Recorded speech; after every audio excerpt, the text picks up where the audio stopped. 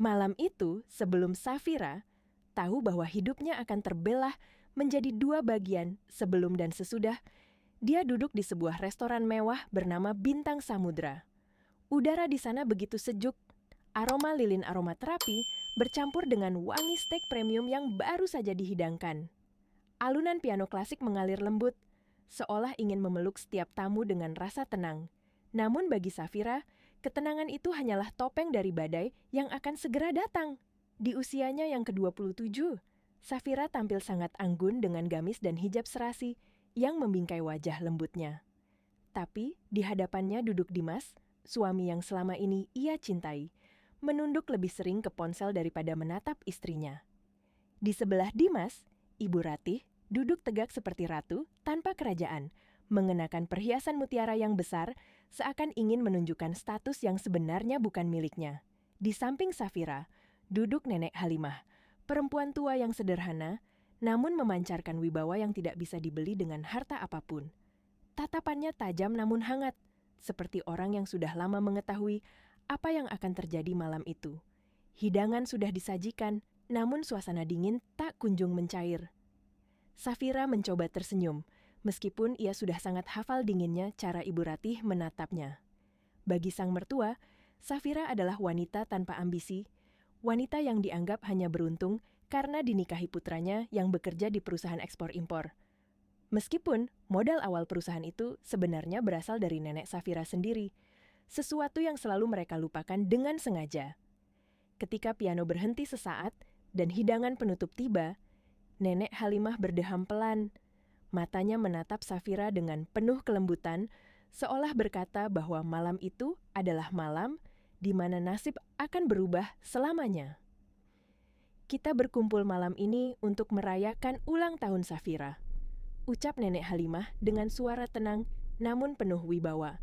Ucapan itu menggema lembut, namun bagi Safira terasa seperti awal dari sesuatu yang jauh lebih besar daripada perayaan ulang tahun biasa. Dimas tersenyum kecil, mengira neneknya akan memberikan hadiah yang bisa menguntungkan dirinya lagi. Ibu Ratih memainkan gelang emasnya, menunggu sesuatu yang bisa ia anggap sebagai bagiannya juga.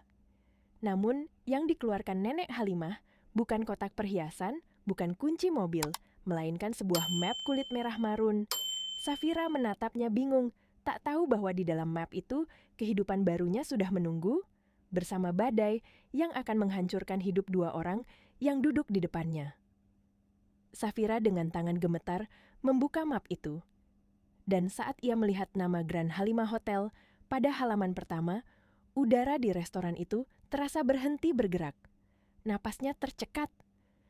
Pikirannya berputar. Dunia di sekelilingnya seperti meredup. Dan itulah awal segalanya. Denting sendok jatuh dari tangan seorang pelayan di ujung ruangan terdengar seperti gempa kecil. Namun, tidak ada yang lebih mengejutkan daripada kenyataan yang baru saja Safira baca. Sebuah hotel, bukan kamar, bukan restoran, bukan bangunan kecil, melainkan hotel megah di pusat kota, bernilai sekitar 270 miliar rupiah, kini sepenuhnya atas nama Safira. Matanya membesar, air bening mulai menggenang di sudutnya. Dia menatap Nenek Halimah, seakan ingin memastikan bahwa semua ini nyata. Nenek Halimah hanya tersenyum lembut. Senyum yang menenangkan, namun juga penuh rahasia. "Itu hadiah ulang tahunmu, Cu," ucapnya pelan. "Sudah waktunya kamu memegang apa yang memang menjadi hakmu." Namun reaksi Dimas dan Ibu Ratih jauh dari kata bahagia. Wajah Dimas yang tadi pucat kini memerah, seolah seluruh darahnya naik ke kepala karena amarah yang tak bisa ia sembunyikan. Ponselnya jatuh ke pangkuan, namun ia tidak peduli. Mata yang seharusnya menatap istrinya dengan bangga, kini menatap ibunya, penuh kecemasan, penuh rencana. Sementara itu, Ibu Ratih benar-benar kehilangan kendali. Senyum palsunya lenyap. Yang tersisa hanyalah ekspresi terkejut, bercampur keserakahan yang begitu jelas. Matanya memindai dokumen itu seperti seorang pemburu yang baru saja menemukan mangsa besar. "Selamat, Safira," ucapnya pelan, namun nada suaranya seperti pisau yang digoreskan ke kaca, serak, licin, dan penuh iri. Kata selamat itu bukan ucapan tulus, melainkan amarah yang dibungkus tipis-tipis. Dimas lalu tertawa gugup, sebuah tawa yang terdengar seperti tercekik. "Nenek serius? 270 miliar? Ini luar biasa, sayang." Dia meraih tangan Safira, menggenggamnya terlalu keras. Bukan seperti suami bangga, tapi seperti seseorang yang takut kehilangan aset. Safira hanya membiarkan tangannya digenggam, namun perasaannya bergejolak. Ada kebahagiaan, ada syukur, tapi juga ada rasa dingin, seperti firasat buruk yang merayap masuk ke tulang-tulangnya. Nenek Halimah menatap cucunya dalam-dalam. Tatapan itu seolah berkata bahwa hadiah ini bukan hanya hadiah, tetapi peringatan. Makan malam itu berakhir tanpa kehangatan. Dimas dan Ibu Ratih berubah menjadi pendiam, namun gelisah. Mereka saling berbisik, saling melirik, seolah merencanakan sesuatu yang tidak ingin Safira ketahui. Safira pura-pura tidak melihat, namun hatinya tahu ada sesuatu yang salah. Ketika waktu pulang tiba dan Safira memeluk neneknya, Nenek Halimah merangkulnya lebih erat dari biasanya. Nafasnya terasa hangat di telinga Safira ketika ia berbicara begitu pelan, seolah takut dinding restoran ikut mendengar. "Jaga dirimu baik-baik, Cu," bisiknya lirih. "Hadiah ini adalah ujian." Kalimat itu menembus hati Safira seperti angin dingin. Ia tidak mengerti sepenuhnya, namun ada bayangan gelap yang tiba-tiba terasa dekat. Dalam perjalanan pulang, Dimas menyetir dengan rahang mengeras. Tangan mencengkeram kemudi begitu kuat sampai buku jarinya memutih. Ibu Ratih di kursi belakang diam, namun tatapannya dari refleksi spion tengah terasa seperti jarum yang menusuk punggung Safira. Safira memeluk map merah marun itu erat di dada, seolah itu adalah perisai. Saat ia mencoba berbicara, Dimas memotong tajam. "Tunggu sampai di rumah." Nada itu bukan nada seorang suami, itu nada seseorang yang merasa kehilangan kuasa. Safira menatap keluar jendela, lampu jalan berlari mundur dalam garis-garis cahaya, dan untuk pertama kalinya sejak menikah, ia merasa takut pulang ke rumahnya sendiri. Rumah megah 3 lantai, itu berdiri angkuh di kawasan elit, namun malam itu terasa seperti benteng gelap yang menunggu untuk menelan Safira bulat-bulat. Begitu mobil berhenti di garasi, tidak ada satupun dari mereka yang berbicara. Ketegangan itu begitu pekat, seolah udara pun enggan bergerak.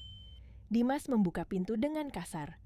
"Masuk," ucapnya, bukan sebagai suami, tetapi sebagai seseorang yang memberi perintah pada bawahan. Safira turun perlahan. Map merah marun itu masih menempel di dadanya. Ibu Ratih berjalan cepat mendahului mereka, wajahnya penuh amarah yang ditahan.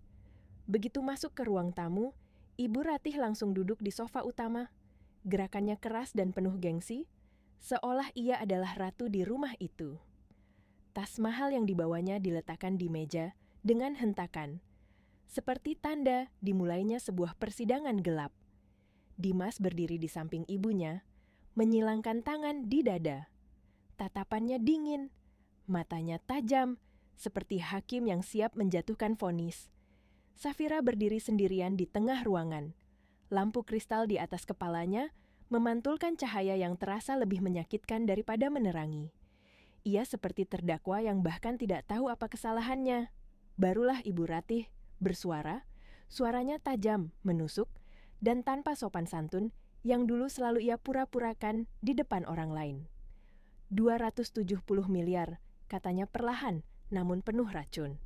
Nenekmu benar-benar sudah tidak waras memberikan mainan semahal itu pada anak kecil yang tidak tahu apa-apa. Safira merasa kata-kata itu seperti cambuk, tapi ia tetap diam. "Dengarkan baik-baik, Safira," lanjutnya. "Hotel itu seharusnya menjadi bisnis keluarga. Kita, bukan kamu. Kamu tidak tahu apa-apa tentang bisnis. Kamu bahkan mengurus rumah tangga saja harus dibantu." Dimas tiba-tiba bicara. Nada yang ia gunakan seolah ia sedang menengahi, padahal jelas ia berpihak pada ibunya. "Benar, sayang, ibu lebih berpengalaman. Ini untuk kebaikan kita semua. Bayangkan, hotel itu bisa kita kembangkan. Aku bisa resign dari kantor dan mengurus hotel. Semua akan lebih stabil di tangan kami." Kata kami membuat dada Safira sesak. Ibu Ratih kembali menyambar, seperti ular yang melihat kesempatan untuk menghantam mangsanya. Besok, hotel itu biar aku dan Dimas yang urus. Aku jadi direktur keuangan, Dimas direktur utamanya. Kamu? Kamu tinggal di rumah saja, terima uang bulanan, itu lebih cocok untukmu. Dunia Safira terasa berputar. Mereka hendak mengambil semuanya, bukan hanya hotelnya, tetapi harga dirinya sebagai seorang manusia. Mereka ingin menjadikannya boneka, pemilik hanya di atas kertas. Safira mengingat bisikan neneknya. Hadiah ini adalah ujian, ia mengerti sekarang. Safira menarik napas panjang. Dia meletakkan map itu di meja, tetapi tidak melepaskannya. Tangan kecilnya menggenggam tepi map itu sekuat tenaga, seolah memegang nasibnya sendiri. Ia menatap Ibu Ratih, lalu menatap suaminya. "Oh, tentu tidak, Bu," ucap Safira pelan, dingin, mantap, tegas. Seolah kata itu bukan keluar dari bibirnya, tapi dari keberanian yang selama ini ia kubur. Ruangan itu mendadak membeku. "Apa kamu bilang?" Suara Ibu Ratih meninggi, penuh ketidakpercayaan. "Aku bilang tidak," ulang Safira, kali ini lebih jelas. "Hotel itu hadiah untukku, atas namaku, dan aku pemiliknya. Jadi, semua aku yang atur." Dimas menatapnya seperti melihat orang asing. Wajahnya memerah marah. "Safira, berani sekali kamu bicara seperti itu pada ibu. Kamu sudah gila karena uang." "Aku hanya membela hakku," jawab Safira. "Itu hotelku."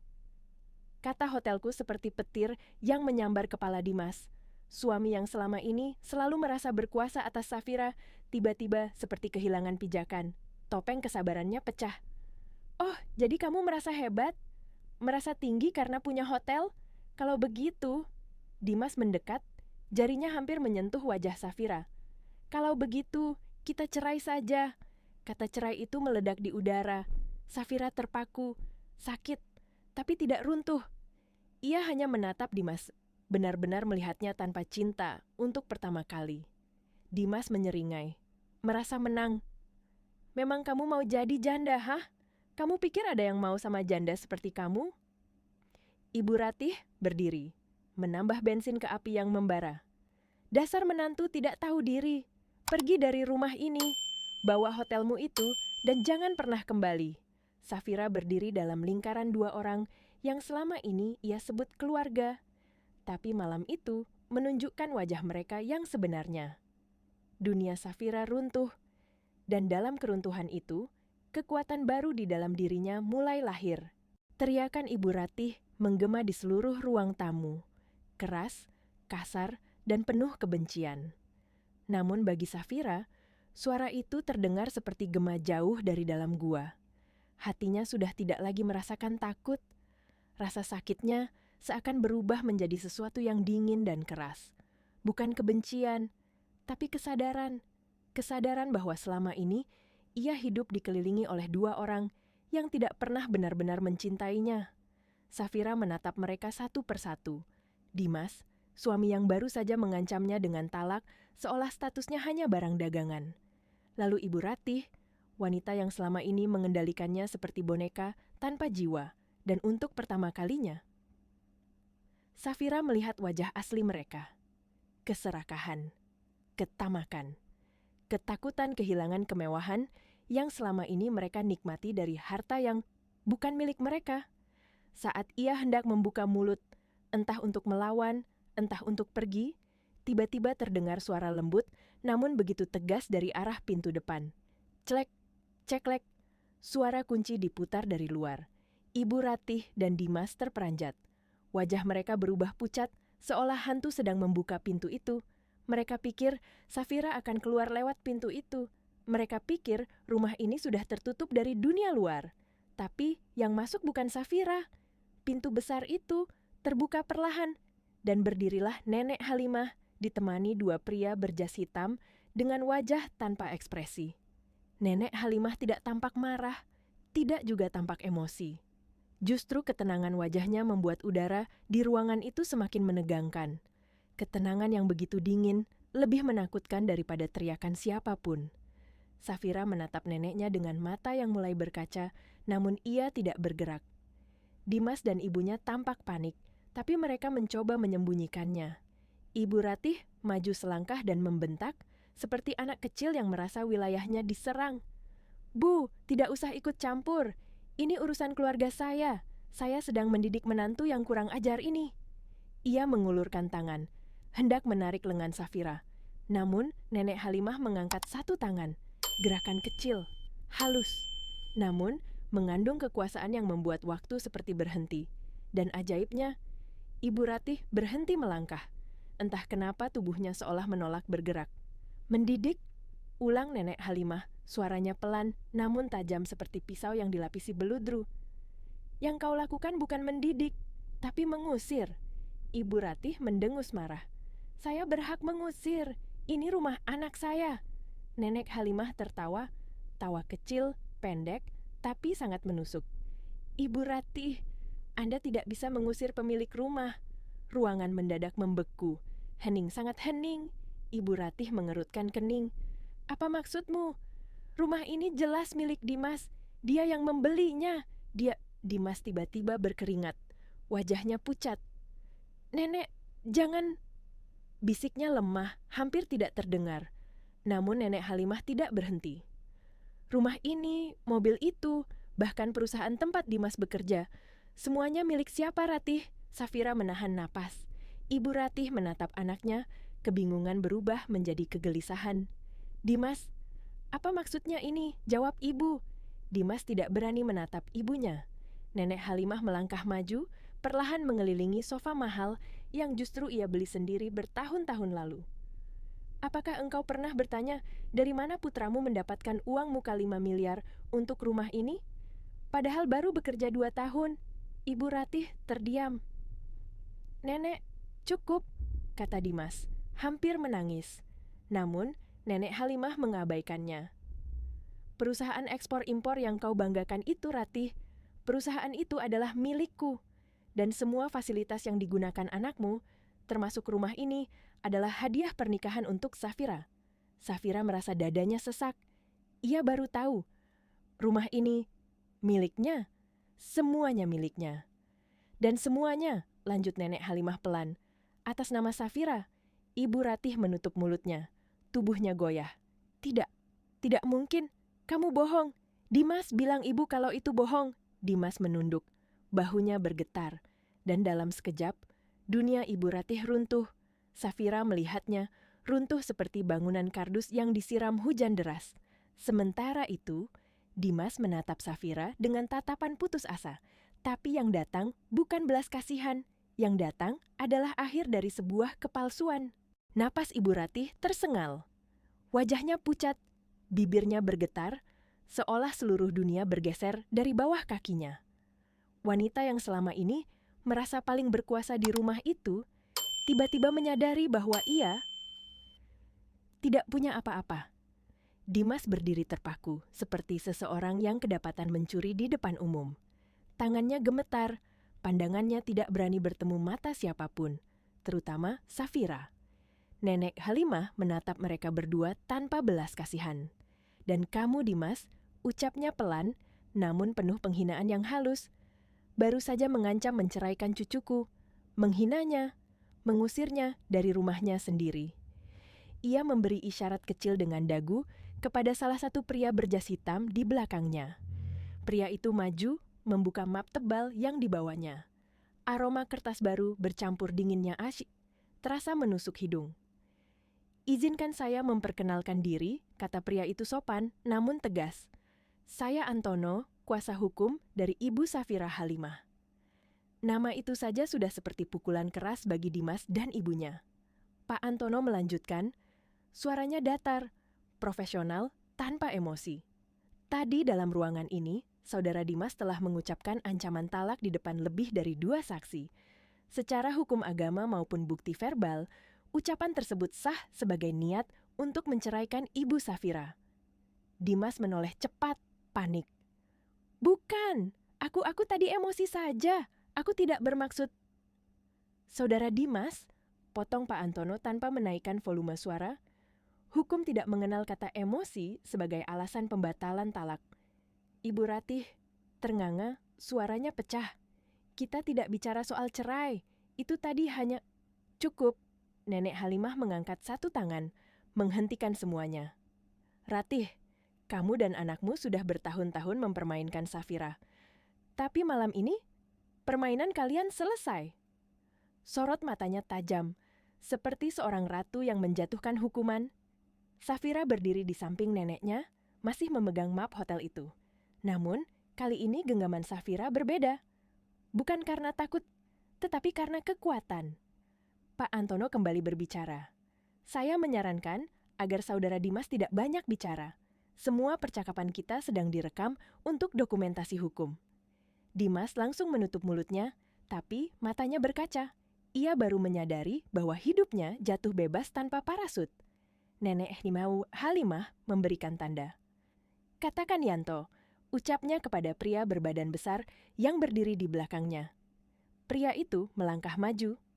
"Ibu Safira," katanya singkat, "Anda pemilik rumah ini, dan dua orang ini."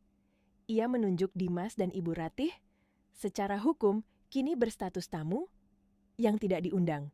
Kata-kata itu membuat Ibu Ratih menjerit. "Apa? Tamu? Ini rumah saya. Saya yang mengatur semuanya di sini. Silakan panggil polisi," tantang Nenek Halimah sambil menyilangkan tangan. "Tunjukkan sertifikat rumah ini." "Oh, maaf. Sertifikatnya ada di tangan saya, atas nama Safira." Ibu Ratih terdiam. Tubuhnya mulai bergetar hebat. Dimas membuka mulut, hendak berkata sesuatu, tapi yang keluar hanyalah suara serak. "Safira, tolong, ini rumah kita." Safira menatapnya. Tidak dengan marah, tidak dengan dendam. Justru dengan ketenangan seorang wanita yang baru saja melihat seluruh kebenaran selama bertahun-tahun.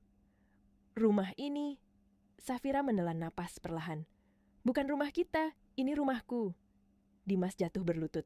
"Sayang, aku minta maaf. Aku khilaf. Aku tidak tahu. Safira memejamkan mata sejenak. Ia pernah mencintai pria itu, pernah mempercayainya, pernah merasa aman dalam genggamannya. Tapi cinta itu mati malam ini. Ketika ia membuka mata, tatapannya berbeda. Kuat, lurus, tidak tergoyahkan.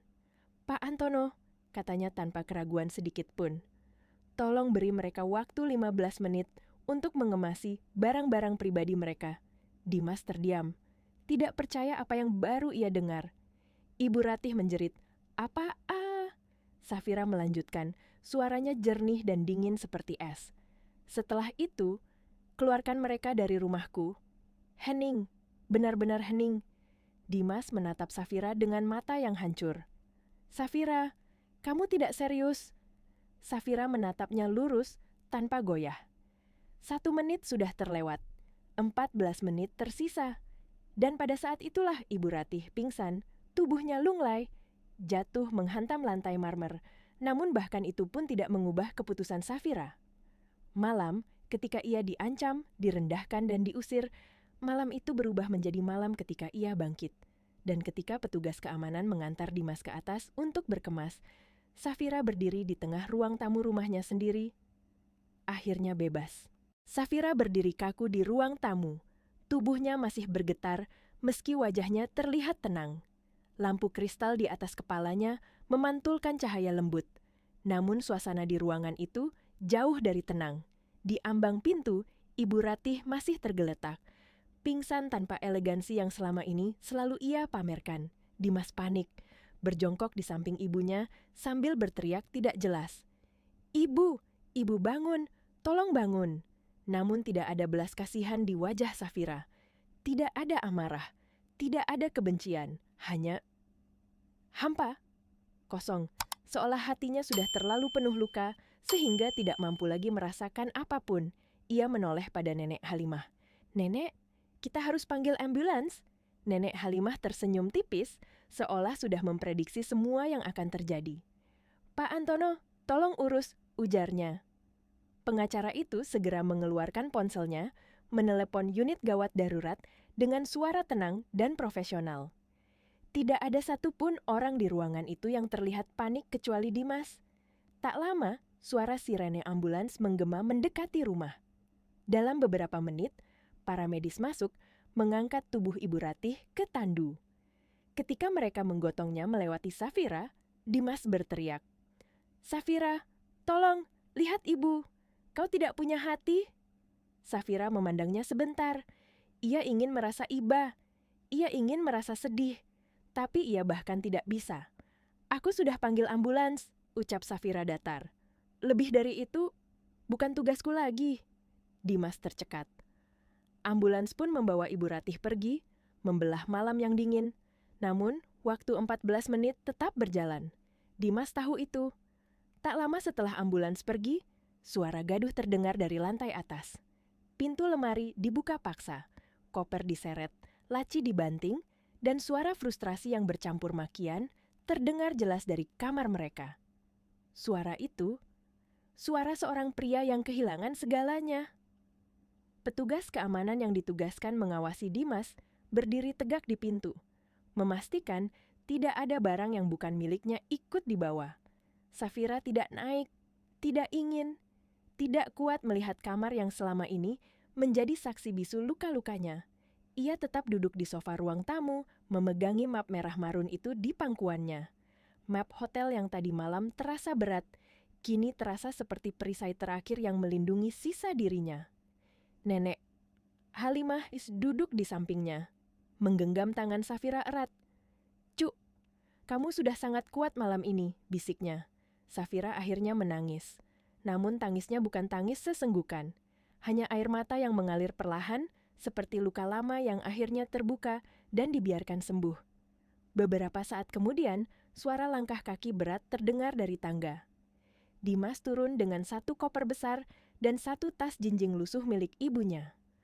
Wajahnya merah, rambutnya berantakan, dan matanya sembab seperti seseorang yang baru kehilangan dunia. Dia berhenti tepat di ambang pintu. Di sana, Safira berdiri tegak di samping Nenek Halimah, memeluk map hotelnya, simbol kebebasan yang baru ia dapatkan. Dimas menggertakkan gigi, matanya penuh amarah dan keputusasaan. "Safira," katanya dengan suara bergetar, "kau akan menyesal." Safira menatap matanya, dingin seperti kaca beku. "Kau bilang aku akan jadi janda." Suaranya tajam namun tenang. "Tapi kau salah, Dimas." Ia melangkah satu langkah mendekat. "Aku bukan janda, aku wanita bebas dan kaya raya." Ucapan itu seperti palu terakhir yang menghancurkan sisa harga diri Dimas. "Dan kau..." Safira mengangguk kepada petugas keamanan. "Baru saja mengancam menceraikanku di depan saksi.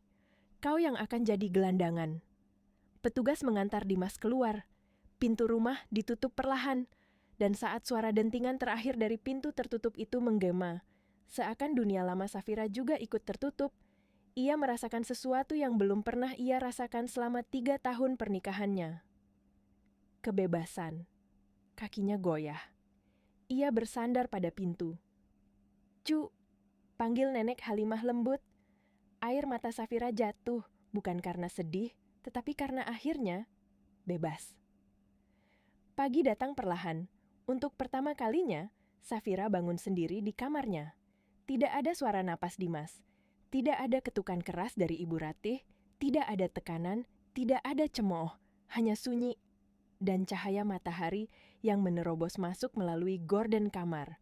Rumah besar yang dulu terasa sempit kini terasa luas, sangat luas dan asing. Safira bangkit, mandi, mengenakan pakaian sederhana, lalu turun ke ruang makan. Aroma kopi dan roti panggang membuatnya menelan ludah. Di meja, Nenek Halimah duduk dengan tenang sambil membaca koran. "Selamat pagi, Cu," ujar Nenek Halimah sambil melipat korannya. "Tidurmu nyenyak?" Safira mendesah pelan. "Safira takut, Nek." "Takut apa?" "Takut." Safira tidak tahu apa-apa soal bisnis. Bagaimana Safira mengurus hotel itu? Semuanya. Nenek Halimah tersenyum pelan, senyum yang penuh rahasia. "Kamu pikir nenek memberimu hotel senilai 270 miliar untuk mainan?" Safira bingung. "Nenek..." "Safira," ucap Nenek Halimah sambil meraih tangan cucunya. "Kamu tidak tahu apa-apa. Hanya karena kamu belum sadar seberapa banyak yang kamu ketahui." Ucapan itu seperti cahaya kecil yang mulai menyala dalam gelap, dan itu baru permulaan. Safira menatap Nenek Halimah dengan mata yang masih dipenuhi kebingungan. Kata-kata neneknya terasa hangat, namun juga membawa bobot yang tidak pernah ia sadari sebelumnya. Ia menarik napas panjang, mencoba menenangkan jantungnya yang berdegup cepat. "Nenek, maksudnya apa?" Safira benar-benar tidak yakin bisa mengurus hotel sebesar itu. Nenek Halimah mengangkat cangkir kopi dan menyeruputnya perlahan. Setelah menaruhnya kembali, beliau menggenggam tangan Safira dengan lembut, tetapi sorot matanya tajam, penuh perhitungan seperti seorang guru tua yang telah menunggu muridnya menyadari sesuatu. "Cu, ingat waktu nenek memintamu mengurus pembukuan yayasan amal kita 3 tahun lalu?" Safira mengangguk perlahan. "Iya, Safira ingat. Saat itu Safira bilang itu terlalu rumit. Dan nenek yang bantu merapikan." Nenek Halimah tersenyum. "Kamu bilang rumit, padahal laporan itu kamu selesaikan dalam 2 hari. Kamu hanya kurang percaya diri waktu itu." Safira terdiam. Nenek melanjutkan. "Dan ingat saat nenek memintamu menganalisis proposal investasi dari 3 perusahaan rintisan tahun lalu?" Safira berkedip. "Ya, Safira hanya memilih yang produk dan manajemennya paling jelas." Nenek Halimah mengangkat alis. "Dan perusahaan itu sekarang nilainya naik 3 kali lipat." Safira tersentak. Ia mulai mengingat detail yang dulu terasa kecil, tapi kini terdengar seperti potongan puzzle yang saling terhubung. "Dan waktu nenek memintamu meninjau ulang kontrak vendor catering haji kita," lanjut Nenek Halimah, "kamu menemukan penggelembungan biaya 20% dan menelusuri sampai ke nota yang disembunyikan." Safira terdiam lama. "Semua itu selama ini, jadi nenek..." Safira menelan ludah. "Nenek selama ini melatih Safira." "Ya," jawab nenek dengan lembut namun mantap. "Dan malam kemarin adalah ujian terakhir." Safira memejamkan mata. Dalam 1 malam, ia kehilangan rumah tangganya, tetapi ia juga mendapat kebenaran yang jauh lebih besar. Nenek Halimah menepuk tangan Safira. "Kamu punya naluri bisnis, Cu. Kamu teliti, kamu jujur, dan kamu tidak mudah dipengaruhi orang yang salah. Semua sifat itu jauh lebih penting daripada pengalaman." Kalimat itu perlahan membakar ketakutannya, mengubahnya menjadi percikan kecil keberanian. Saat itu, seseorang mengetuk pintu. Beberapa detik kemudian, Pak Antono masuk dengan setelan rapi, membawa beberapa dokumen tebal. "Selamat pagi, Ibu Safira, Ibu Halimah," sapanya sopan. "Kita akan ke Grand Halimah Hotel," kata Nenek Halimah sambil berdiri perlahan. Safira hampir terpeleset dari kursinya. "Sekarang?" "Sekarang," jawab Nenek Halimah dengan ketegasan yang tidak bisa ditawar. "Sudah waktunya karyawanmu tahu siapa pemiliknya." 1 jam kemudian, sebuah sedan hitam berhenti di lobi Grand Halimah Hotel. Bangunan itu menjulang tinggi, kaca-kacanya memantulkan cahaya matahari seperti permata raksasa. Logo Grand Halimah terpampang megah di atas pintu masuk. Safira berdiri mematung. "Ini hotelku." Kalimat itu bergema dalam kepalanya, namun masih terasa tidak nyata. Ketika ia melangkah masuk ditemani Nenek Halimah dan Pak Antono, seluruh staf lobi langsung berdiri dan membungkuk hormat. "Ibu Safira, selamat datang." Safira mengangguk pelan, menahan napas. Mereka langsung menuju ruang rapat utama di lantai penthouse. Di sana sudah menunggu 12 manajer departemen, semuanya berpenampilan formal dan rapi. Ketika Safira masuk, mereka berdiri serempak. Safira duduk di kursi utama. Tangannya dingin, tapi pandangan Nenek Halimah di sampingnya memberinya kekuatan yang ia butuhkan. Pak Antono memulai rapat. "Selamat pagi. Ini adalah Ibu Safira, pemilik baru sekaligus direktur utama dari Grand Halimah Hotel, seorang pria paruh baya dengan PIN General Manager Berdeham." "Selamat datang, Bu Safira. Saya Darmawan, GM hotel ini. Kami akan membantu Ibu beradaptasi." Nada suaranya merendahkan secara halus, seolah ia menganggap Safira hanya boneka yang dipasang neneknya. Tapi Safira tersenyum tipis. "Terima kasih Pak Darmawan," ujarnya lembut namun jelas. "Sebelum kita mulai, saya ingin membahas laporan keuangan minggu ini." Seluruh ruangan terdiam. Pak Rudi, manajer keuangan, hampir menjatuhkan tabletnya. Iya Bu." Safira menatap matanya, pandangan lembut namun tajam. "Saya melihat ada kontrak jasa konsultasi baru," katanya perlahan. CV tuntas jaya, pembayaran 1 tahun penuh, di muka. Ruangan langsung membeku. Bisa Anda jelaskan, konsultasi apa yang dilakukan perusahaan yang baru didirikan 2 minggu lalu? Pak Rudi mulai berkeringat dingin. Safira mencondongkan badan. Dan siapa yang mengotorisasi pembayaran itu? Kali ini, seluruh ruangan membeku seperti es. Pak Rudi membuka mulut, namun suaranya hampir tak terdengar. Itu perintah Pak Dimas. Ucapan itu jatuh seperti bom, dan Safira tahu, perang baru saja dimulai. Ruangan rapat itu mendadak terasa sempit, seolah dinding-dindingnya bergerak mendekat. Semua mata tertuju pada Pak Rudi, yang kini pucat seperti kertas. Sementara itu, Pak Darmawan, sang JM, menegang di kursinya, mencoba menyembunyikan kepanikan dengan menarik napas panjang. Safira tetap duduk tegak. Wajahnya lembut, tapi sorot matanya tajam seperti bilah pisau tipis yang disembunyikan di balik senyum. Pak Dimas, ulang Safira perlahan, seakan memastikan ia tidak salah dengar. Suami saya mengotorisasi transaksi hotel saya tanpa izin saya.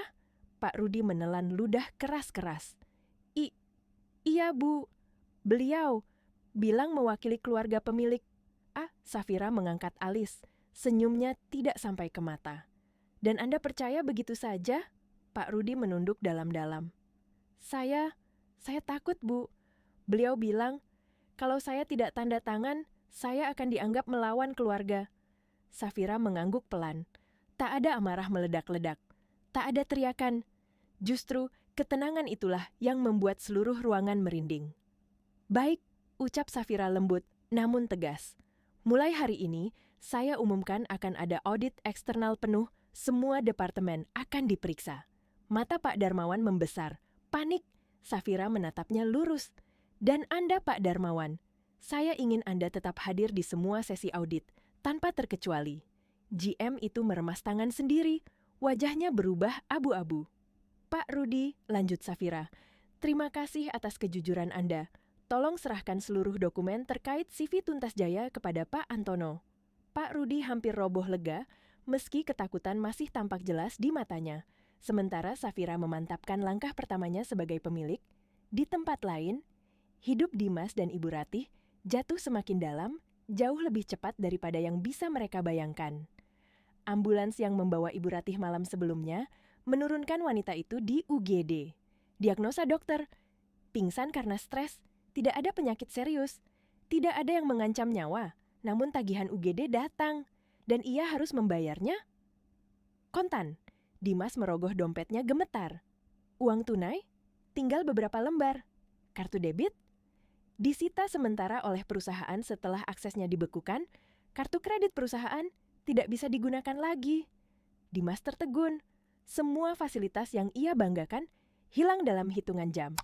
Akhirnya, dengan sisa uang di dompetnya, yang bahkan tidak cukup untuk 1 malam hotel murah, ia dan ibunya menyewa kamar di sebuah losmen tua di pinggir kota.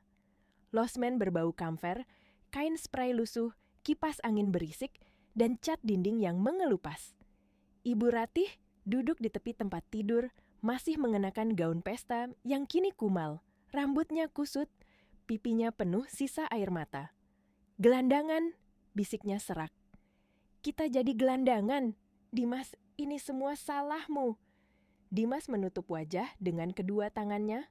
Diam, Bu. Cukup. Diam. Aku kehilangan semuanya karena kamu.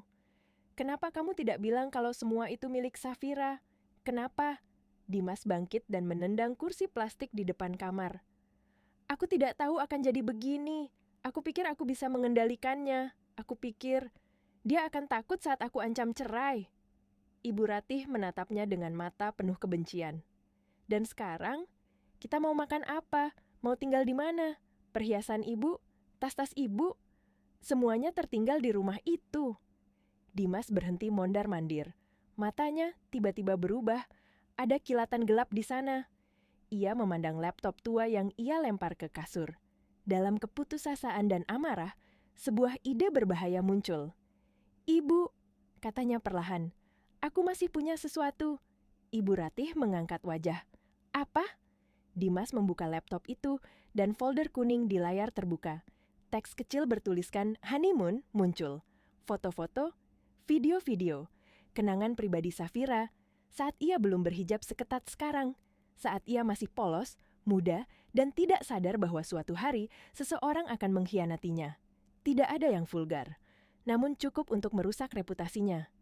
Ibu Ratih tersenyum, senyum kejam, senyum seseorang yang menemukan racun dan siap menggunakannya. Bagus, desisnya. Hancurkan dia, paksakan dia berlutut. Dimas meraih ponselnya dan mengetik pesan. Kau pikir kau menang?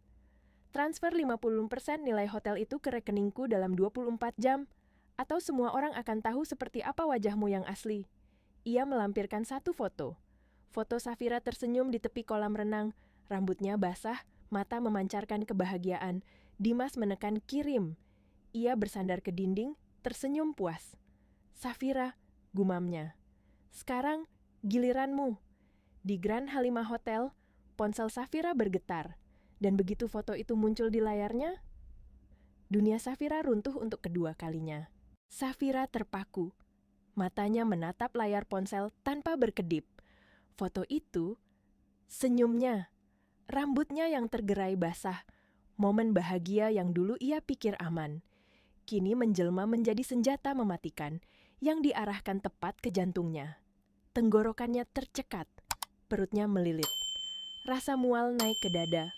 Untuk seorang wanita berhijab, foto seperti itu bukan sekadar gambar lama. Itu kehormatan, itu martabat. Itu sesuatu yang dapat dihancurkan orang-orang jahat dalam sekejap. Safira merasakan seluruh tubuhnya dingin. Tangannya gemetar begitu keras sampai ponsel itu hampir jatuh. Pesan ancaman itu menatapnya seperti mata predator. Transfer 50% nilai hotel itu, atau semua orang akan melihat wajah aslimu. Suara di kepalanya kacau. Apa maksudnya? Kenapa dia lakukan ini? Kenapa lelaki itu, suami yang dulu ia cintai, menjebaknya seperti ini? Safira menutupi mulut, menahan isak. Bukan karena takut kehilangan hotel, tapi karena ini menyentuh kehormatannya sebagai seorang wanita muslimah. Tanpa sadar, ia berlari, bukan berjalan, menuju kantor Nenek Halimah di sisi ruangannya. Pintu diketuk? Tidak. Safira menerobos masuk. Nenek! Suaranya patah. Nenek! Nenek Halimah dan Pak Antono yang sedang meninjau dokumen menoleh dengan wajah khawatir. Safira menyerahkan ponselnya, hampir terjatuh saking gemetarnya. Nenek Halimah melihat foto itu. Wajahnya langsung mengeras. Senyum lembutnya hilang, digantikan amarah dingin seorang perempuan tua yang pernah mengurus kerajaan bisnis dan tahu betul cara menghadapi musuh. Pria hina. Desisnya pelan, suaranya tidak keras, tetapi bergetar karena marah. Marah yang bukan karena foto itu, tetapi karena seseorang berani mempermalukan cucunya seperti ini. Pak Antono berdiri, memeriksa pesan itu dengan tatapan tajam seorang pemburu. Bu Safira, katanya tenang, tolong duduk dulu. Tapi Pak, Safira takut. Safira menutupi wajahnya, bahunya bergetar. Kalau foto itu menyebar, kalau semua orang lihat, Safira tidak kuat. Tenang, potong Pak Antono, apapun yang terjadi. Anda tidak boleh membalas pesannya, jangan bicara apapun, jangan panik. Tapi, Bu Safira, ucapnya dengan suara lebih tegas, ini bukan ancaman, ini hadiah. Safira mengangkat wajah, bingung sepenuhnya. Hadiah? Ancaman apa yang bisa dianggap hadiah?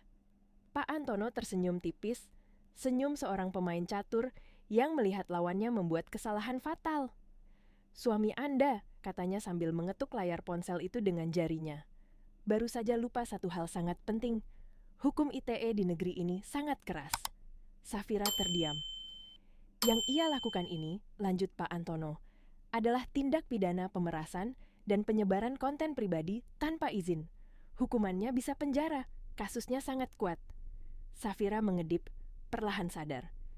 Dan masih ada satu lagi, tambah Pak Antono. Percobaan penggelapan aset hotel. Kontrak fiktif CV Tuntas Jaya, mata Safira melebar. Bu, kata Pak Antono, dia baru saja memberikan kita peluru emas. Dia menggali lubangnya sendiri. Safira memejamkan mata. Air mata yang tadi mengalir karena takut kini berubah menjadi amarah yang perlahan memanas. Jadi, apa yang harus Safira lakukan sekarang? Pak Antono berdiri tegap. Kita akan segera mendaftarkan gugatan cerai hari ini juga, dengan talak yang ia ucapkan kemarin malam di depan 3 saksi. Prosesnya akan lancar. Nenek Halimah menyentuh bahu Safira. Cu, kau tidak sendiri. Dan satu lagi, lanjut Pak Antono. Kita akan langsung membuat laporan polisi atas percobaan pemerasan ini. Safira mengangguk. Kali ini lebih mantap. Ia menyeka air mata. Nafasnya kini lebih stabil. Lakukan. Pak Antono, ucapnya pelan namun jelas. Safira tidak mau melihat wajahnya lagi, kecuali di pengadilan. Sementara laporan polisi sedang disusun di Losmen Melati, kamar 207.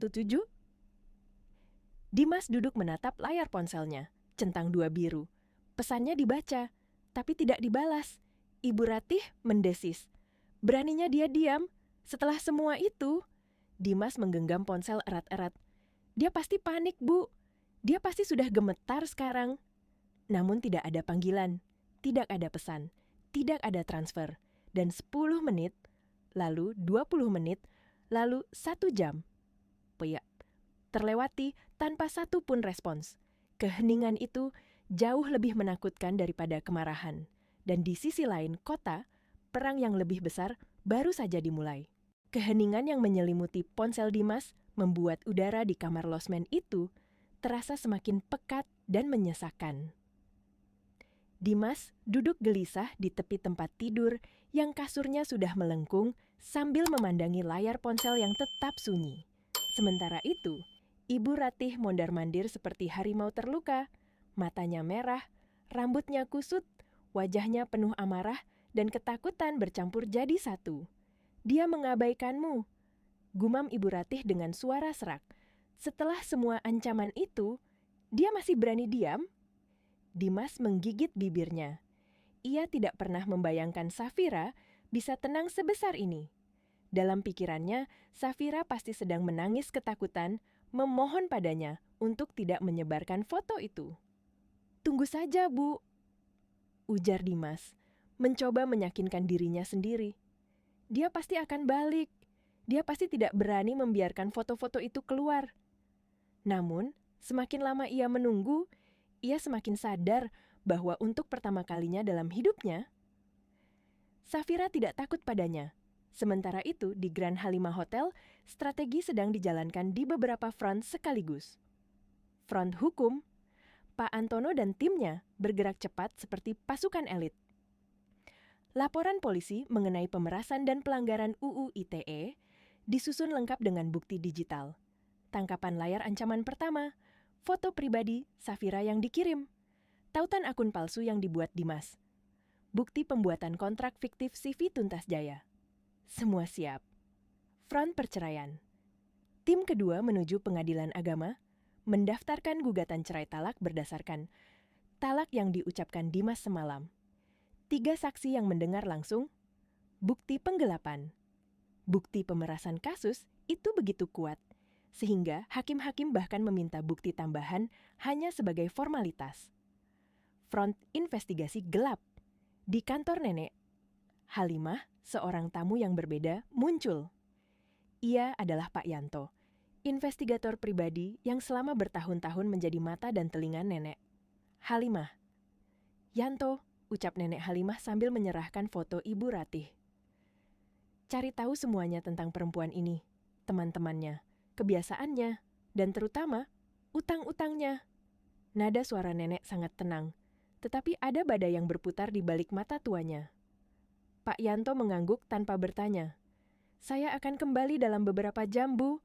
Di sisi lain hotel, audit internal dimulai seperti operasi bedah terbuka. Dan hasilnya? Mengagetkan, namun tidak mengejutkan bagi orang-orang berpengalaman. Pak Darmawan, sang GM yang tampaknya paling berwibawa, ternyata menjalankan kerajaan kecilnya sendiri. Kontrak bahan makanan dimonopoli oleh perusahaan milik iparnya. Vendor kebersihan yang tarifnya dinaikkan 30%. Transfer komisi setiap bulan ke rekening istrinya. Banyak nota dipalsukan dengan tanda tangan staf junior. Dimas hanyalah parasit baru. Yang lain sudah menjadi parasit lama. Safira memanggil Pak Darmawan ke ruangannya. Pria itu masuk dengan wajah pucat. Kemeja rapi dan dasi mahalnya tidak mampu menutupi kenyataan bahwa ia sedang berdiri di depan pemilik baru yang punya semua bukti di tangannya. "Ibu Safira," ia mencoba tersenyum. "Saya bisa jelaskan." Safira mengangkat tangan, menghentikannya. "Tidak perlu, bukti sudah lengkap." Ia menunjuk setumpuk dokumen di meja. Kontrak, bukti transfer, kesaksian koki kepala, nota palsu. "Ini," suara Safira rendah, "bukan sekadar kesalahan, ini pencurian." Pak Darmawan menunduk. "Kami bisa negosiasi, Bu." Safira menatapnya dengan tatapan dingin yang tidak pernah ia bayangkan bisa ia miliki. "Tidak ada negosiasi. Mulai saat ini, Anda diberhentikan tanpa pesangon." Wajah Pak Darmawan jatuh, ia terkulai seperti boneka yang kehilangan tali. "Dan Pak Antono akan melanjutkan tuntutan pidana." Darmawan terisak kecil, namun Safira tidak goyah. Ia telah belajar satu hal malam itu. Kebaikan tidak berarti kelemahan. Diam tidak berarti tunduk, dan ketegasan adalah bentuk cinta terhadap diri sendiri. Sementara itu, Dimas terus menunggu balasan di kamar losmen yang pengap. Setiap detik terasa seperti jarum tusuk yang menembus kulitnya. Ia membuka ponsel berkali-kali. Tidak ada pesan, tidak ada panggilan, tidak ada tanda panik. Ibu Ratih duduk di sampingnya dengan tatapan kosong, kemudian bergumam. "Dia tidak takut lagi. Dia berbahaya sekarang. Dimas, aku bisa merasakannya." Dimas membanting ponselnya ke kasur. "Tidak, dia pasti akan membalas. Dia harus membalas." Namun justru di saat itulah, pintu neraka kecil mereka akan segera diketuk, dan bukan oleh Safira. Di kamar losmen melati yang pengap itu, udara seolah berhenti bergerak. Kipas angin di langit-langit berputar pelan sambil mengeluarkan suara berdecit tajam, seolah menertawakan keputusasaan dua manusia yang duduk di bawahnya. Dimas menggigit kukunya, wajahnya pucat, matanya merah karena kurang tidur dan ketakutan yang ia sendiri tolak akui. "Hampir 24 jam, Bu," bisiknya lirih. "Kenapa dia belum balas?" Ibu Ratih duduk di ujung kasur, rambutnya kusut seperti sarang burung. Ia memeluk lututnya, tatapannya kosong. "Dia pasti panik, dia pasti takut," katanya pelan. Lebih seperti ingin menenangkan diri sendiri daripada meyakinkan Dimas. Namun kenyataan justru jauh lebih mengerikan bagi mereka. Di penthouse hotel bukan kepanikan yang terjadi, bukan ketakutan, bukan negosiasi. Yang ada hanyalah ketenangan mematikan. Sementara itu, Pak Yanto kembali ke kantor Nenek Halimah membawa secarik map tipis yang tampaknya tidak berbahaya. Namun, isinya cukup untuk menghancurkan seluruh sisa hidup ibu dan anak itu. "Bu Halimah," ucapnya sambil meletakkan map di meja. "Saya sudah tahu semuanya." Nenek Halimah membuka map itu perlahan. Safira berdiri di belakangnya, jantungnya semakin cepat. Di dalamnya, catatan hutang, nama-nama rentenir, jumlah pinjaman, tanggal jatuh tempo, dan yang paling mengerikan, jumlah total utangnya hampir 7 miliar. Safira menutup mulutnya. 7 miliar? Pak Yanto mengangguk. Awalnya dari arisan bodong, lalu naik ke judi kartu kelas atas. Terlilit. Untuk menutup satu, ia pinjam di tempat lain. Gali lubang tutup lubang. Nenek Halimah mengetuk meja 3 kali dengan ujung jarinya. "Dan apa sekarang?" "Batas waktu terakhirnya, kemarin. Mereka sudah mulai mencarinya." Safira menatap neneknya. "Jadi, Ibu Ratih ingin mengambil hotel itu bukan untuk Dimas, tapi untuk membayar utangnya." "Betul," jawab Pak Yanto. "Hotel itu adalah pelampung terakhirnya. Tanpa itu, dia habis." Nenek Halimah menutup map itu, wajahnya datar. "Yanto." "Ya, Bu. Beritahu mereka di mana Ratih berada." Safira terperanjat. "Nenek?" Nenek Halimah menatap Safira dengan sorot mata tua yang kuat namun lembut. "Cu, terkadang keadilan dunia tidak cukup. Orang seperti Ratih tidak akan pernah berhenti sebelum dia menarik kita semua ke jurang yang sama." Safira terdiam, tidak membantah, karena di dalam hatinya, Ia tahu neneknya benar. Pak Yanto menunduk hormat. Saya mengerti. Di losmen Melati, hening yang menakutkan itu pecah. Brak! Pintu kamar 207 ditendang sampai engselnya terlepas. Pintu itu terjuntai miring seperti mulut monster yang terbuka. Dimas berdiri kaget. Wajahnya langsung pucat pasi. Ibu Ratih menjerit. Jeritan yang tidak terdengar strategis atau dramatis seperti biasanya, tetapi jeritan asli manusia yang melihat kematiannya mendekat. 3 pria bertubuh besar masuk. Tampang keras, tato di lengan, aroma alkohol dan rokok. Mata merah penuh amarah menuntut pembayaran. Pria paling depan, tinggi besar dengan gigi emas, tersenyum miring. Lama sekali ya carinya, Bu Ratih. Ratih terkulai. Bang Jaka, saya. Bang Jaka mendekat dan menepuk pipi Ratih 2 kali, keras. Sudah cukup main petak umpetnya. Mana uang kami? Dimas mencoba berdiri. Hei, jangan kasar sama ibu saya. Anak buah Bang Jaka mendorongnya keras ke dinding hingga kepalanya membentur tembok. Bang Jaka mendecak. Ini yang katanya anak sukses itu, yang punya hotel. Ibu Ratih, dalam kepanikan, langsung menunjuk Dimas. Itu dia yang punya. Dia bisa bayar. Ambil dari dia. Dimas ternganga. Ibu, apa yang... Bang Jaka menyeringai. Oh, jadi ini penjaminnya. Bagus. Ia menggenggam kerah baju Dimas. Bayar 7,5 miliar. Sekarang. Aku tidak punya uang. Plak. Tamparan itu keras. Suara telapak tangan memecah udara kamar sempit tersebut. Dimas jatuh ke lantai, tubuhnya bergetar. Aku bilang, bayar. Dimas menangis. Itu bukan hotelku. Itu hotel Safira, bukan aku. Bang Jaka mendengus. Kalau bukan milikmu, kenapa ibumu bilang begitu? Mereka mulai bergerak kacau. Dimas mencoba merangkak. Ibu Ratih menjerit histeris. Para penagih menghunus pisau lipat. Namun tepat pada saat itu, brak! Pintu yang sudah jebol itu kembali dihantam. Tapi bukan oleh rentenir, polisi, dengan tameng, dengan senjata, dengan surat perintah. Polisi, jangan bergerak. Semua kekacauan membeku dalam sekejap. Para rentenir terkejut dan langsung menyerah. Bang Jaka bahkan tidak sempat melawan. 2 polisi langsung menekannya ke lantai dan memborgolnya. Setelah itu, polisi beralih ke Dimas. Saudara Dimas, ucap salah satu petugas sambil mengeluarkan dokumen.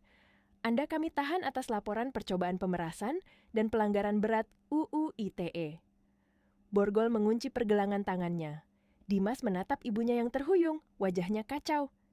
Ibu, ini semua karena ibu. Keserakahan ibu yang... Ibu Ratih menjerit. Diam, ini semua karena kamu. Kamu menghancurkan segalanya. Polisi menarik Dimas keluar kamar. Suara teriakannya menggema di lorong panjang losmen kumuh itu. Dan untuk pertama kalinya, Dimas merasakan dinginnya dunia tanpa perlindungan siapapun. Sementara Dimas dibawa ke kantor polisi, di hotel megah, Safira baru saja menyelesaikan berkas terakhir untuk gugatan cerainya. Ia menutup map itu dengan tangan yang kini jauh lebih kuat daripada sebelumnya. Perang mulai dari rumah Sam, kini merambat ke bisnis, dan akhirnya menuju ke panggung hukum. Namun Safira tahu satu hal, ia belum menang, tetapi ia tidak lagi takut. Kabar penangkapan Dimas menyebar seperti api yang menyambar bensin.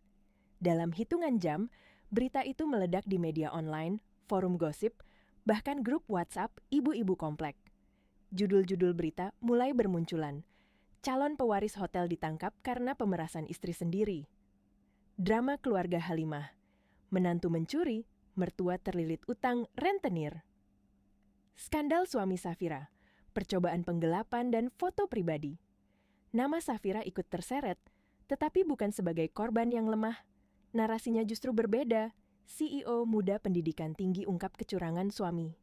Safira ambil alih Grand Halimah setelah bongkar korupsi internal. Citra yang selama bertahun-tahun ditempa oleh cemoohan dan tekanan, mulai dibersihkan oleh kebenaran. Esok paginya, pengadilan agama penuh sesak. Media datang dari berbagai stasiun televisi. Wartawan berbaris hampir menutup seluruh pintu gerbang. Namun, Ketika Safira turun dari mobil hitamnya, ditemani Nenek Halimah dan Pak Antono, ia melangkah dengan anggun, tidak bersembunyi, tidak menutup wajah, tidak gemetar.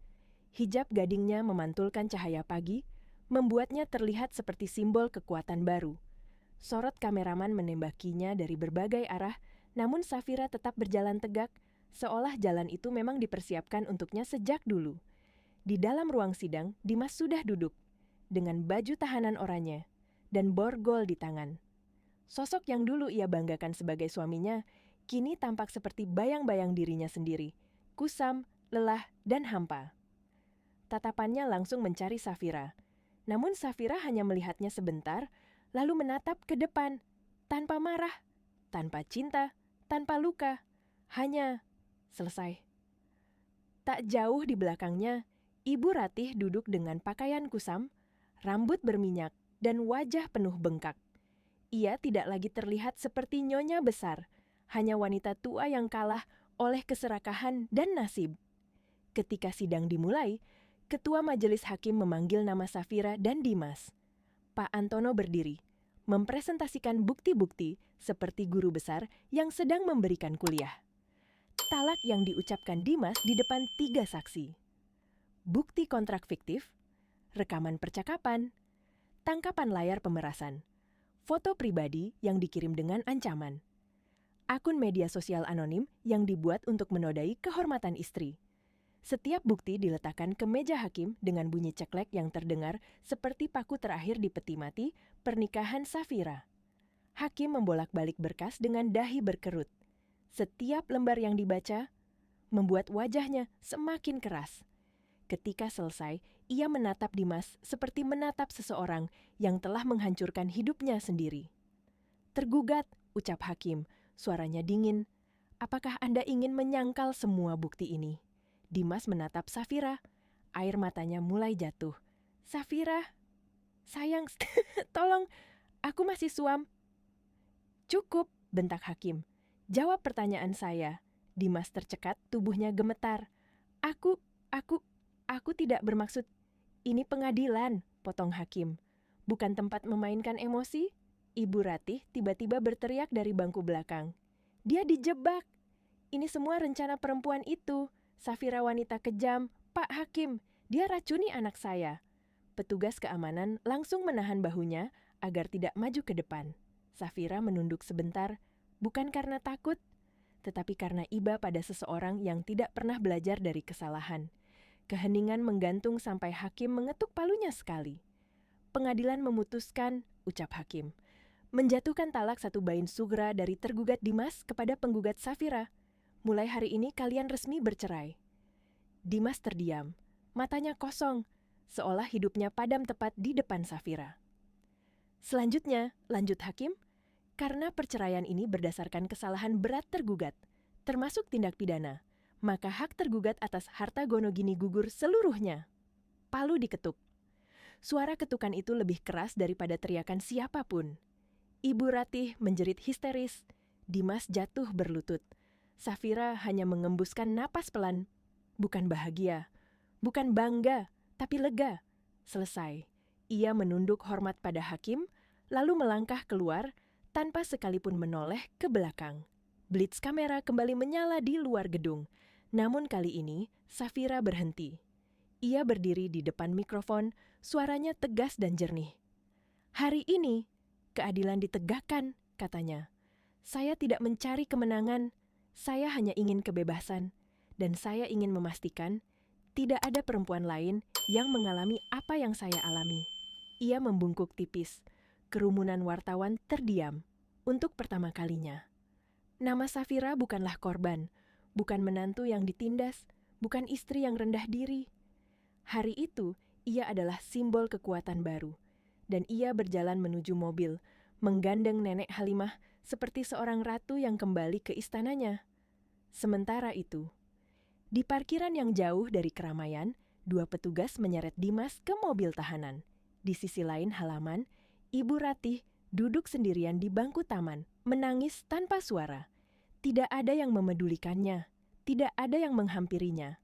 Ia hanya bisa melihat mobil tahanan yang membawa anaknya pergi. dan sadar bahwa kejatuhan mereka bukan salah Safira, tetapi keserakahan mereka sendiri. Dari dalam mobil, Safira memandang keluar jendela sebentar. Ia melihat sekilas Dimas dibawa pergi, hanya sekilas, dan cukup sekali itu saja. Ia memalingkan wajahnya, lalu memejamkan mata. Ia tidak akan pernah menoleh ke belakang lagi. 2 tahun berlalu, seperti bayangan panjang yang perlahan memudar. Jakarta berubah, Safira berubah, dunia berubah mengelilinginya. Dan Grand Halimah Hotel tumbuh menjadi salah satu simbol kemewahan baru di kota itu. Di tangan Safira, hotel yang dulu dipenuhi korupsi dan manipulasi, kini berdiri tegak sebagai kerajaan yang dikelola dengan integritas, keberanian, dan sentuhan lembut seorang pemimpin yang tidak hanya cerdas, tetapi juga berhati. Safira yang dulu dianggap wanita rumahan, dianggap tidak tahu apa-apa. Kini menghiasi sampul majalah bisnis sebagai CEO inovatif tahun ini. Ia merombak sistem manajemen, mempromosikan Pak Rudi menjadi direktur keuangan. Pria yang dulu ketakutan, tetapi kejujurannya justru menjadi modal terbesar. Ia membangun jaringan tim baru yang solid, menghilangkan nepotisme, mengusir mental parasit yang selama ini merusak. Dan karena kepemimpinan Safira, 2 cabang baru Grand Halimah mulai dibangun. 1 di Bali, 1 di Surabaya. Setiap malam, lampu hotel bersinar bagai mahkota di tengah kota. Dan semua orang tahu, ratu dari kerajaan itu adalah wanita muda berhijab yang dulu diremehkan. Hari itu, ballroom utama hotel dipenuhi tamu penting, pejabat, pengusaha, akademisi, media. Flash kamera bertebaran, karangan bunga berjejer dari pintu depan sampai ke panggung. Namun hari itu bukan tentang hotel, bukan tentang bisnis, bukan tentang peluncuran cabang baru. Hari itu, Safira berdiri di podium untuk sesuatu yang jauh lebih besar. Ia mengenakan gaun batik modern, elegan namun sederhana. Hijabnya tertata rapi, wajahnya memancarkan kedewasaan yang lahir dari luka dan keteguhan. Di backdrop panggung tertulis, Yayasan Halimah, Cahaya, Ibu Safira, membuka pidatonya dengan suara lembut yang menggema penuh makna. Saya berdiri di sini, katanya perlahan, bukan sebagai CEO, bukan sebagai pemilik hotel, tapi sebagai seorang wanita yang pernah merasa tidak berdaya. Ruangan sunyi, semua mata tertuju padanya. Saya pernah diancam, saya pernah direndahkan, saya pernah membuat diri saya percaya bahwa saya tidak berharga. Nenek Halimah yang duduk di barisan depan menghapus air matanya diam-diam. Tetapi rasa sakit itu, lanjut Safira, tidak saya kubur, saya membawanya sebagai pelajaran, dan hari ini saya ingin menjadikannya pelindung bagi wanita lain. Safira menatap hadirin satu persatu. Yayasan ini, katanya sambil menyentuh dada, adalah janji saya, janji kepada diri saya, kepada nenek saya, dan kepada semua wanita yang pernah merasa sendirian. Ia mengangkat map kecil berwarna putih. Kami akan memberikan bantuan hukum gratis, shelter aman, pelatihan bisnis, dan semua dukungan yang dibutuhkan untuk membantu mereka bangkit lagi. Tepuk tangan meledak, mengisi ruangan dengan kehangatan yang membasuh luka lama Safira. Saat ia turun dari panggung, kamera-kamera mengikutinya. Para wartawan berebut bertanya. Pengusaha besar menunggu untuk berjabat tangan. Namun Safira tidak mencari itu. Ia menuju Nenek Halimah, perempuan yang menjadi sumber kekuatannya. Nenek Halimah berdiri, membuka tangannya. Mereka berpelukan lama, erat, hangat, seperti 2 jiwa yang selamat dari badai yang sama. "Cuk," bisik nenek. Suaranya bergetar. "Aku bangga sekali padamu." Safira tersenyum sambil menahan air mata. "Nenek, semua ini berkat nenek." Nenek Halimah menggeleng. "Tidak, kamu berdiri di panggung itu karena kamu bertahan, karena kamu memilih menjadi kuat meski dunia pernah menjatuhkanmu." Mereka berdua saling tersenyum dalam hening yang penuh makna. Dan di ruangan itu, Safira benar-benar menjadi ratu. Ratu dari kerajaannya sendiri, ratu dari hidupnya sendiri.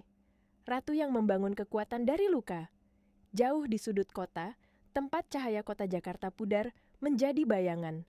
Ada dunia lain yang jauh berbeda. Di ruang kunjungan penjara yang suram, bau disinfektan menusuk hidung.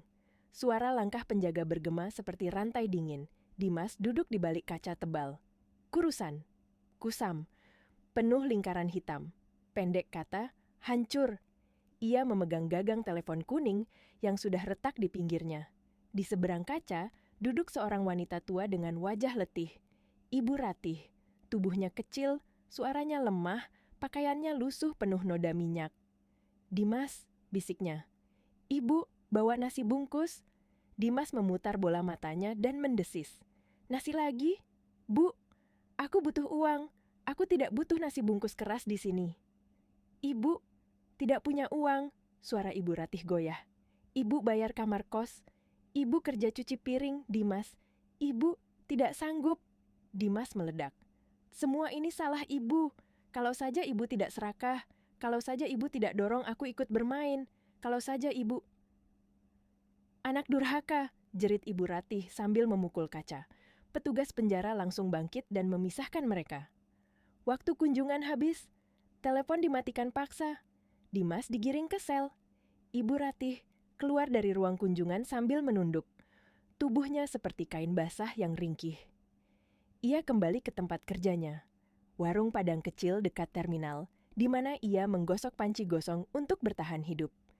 Dan saat itu, televisi kecil di sudut warung menampilkan berita sore. Safira, CEO Grand Halima, resmikan yayasan untuk korban kekerasan rumah tangga. Ibu Ratih menoleh. Di layar, Safira tersenyum anggun, matanya tegas. Wibawanya memancar. Wanita yang dulu ia hina, kini menjadi simbol kekuatan yang menggetarkan negeri. Sendok jatuh dari tangan Ibu Ratih. Ia hanya menatap layar tanpa berkedip. Air matanya tidak jatuh, karena ia sudah kehabisan air mata. Ia hanya berbisik pelan, ini karma. Dan untuk pertama kalinya dalam hidupnya, ia benar-benar merasakannya. Malam turun perlahan di Jakarta, menutup kota dengan cahaya kuning yang lembut. Suasana Hotel Grand Halima tetap hidup. Lampu-lampu lobi bersinar hangat. Suara tamu bercampur dengan musik jazz lembut yang mengisi udara. Tetapi di penthouse paling atas, suasananya berbeda. Safira duduk di dekat jendela besar yang menghadap gemerlap kota. Secangkir teh jahe mengepul hangat di meja kecil di sampingnya. Ia menatap jauh ke bawah, ke jalanan yang dulu sering ia lalui dengan hati yang berat. Kini, jalanan itu sama saja, tapi hati Safira sudah menjadi hati yang lain. Dalam diam, ia mengenang perjalanan panjangnya. Semua luka, semua ancaman, semua penghinaan, semua cemooh mertua, semua teriakan Dimas, semua air mata yang ia tahan sendiri di kamar mandi rumah lamanya. Dan perjalanan panjang itu membawanya ke sini. Pintu diketuk pelan. Nenek Halimah masuk membawa selimut tipis. "Cuk, masih bekerja?" tanyanya lembut. Safira tersenyum kecil. "Tidak, Nek, hanya mengingat semuanya." Nenek Halimah duduk di samping cucunya. Beliau memandang kota dengan sorot mata wanita tua yang telah melihat dunia berubah berkali-kali. "Cuk," ucapnya pelan, "hidup akan selalu memberi dua hal, cobaan dan kesempatan." Safira menatap neneknya. "Safira, takut kadang-kadang, Nek. Takut kalau suatu hari semuanya jatuh lagi." Nenek Halimah menggenggam tangan cucunya erat. "Tidak apa takut," bisiknya. "Tapi kau bukan perempuan yang sama seperti dulu.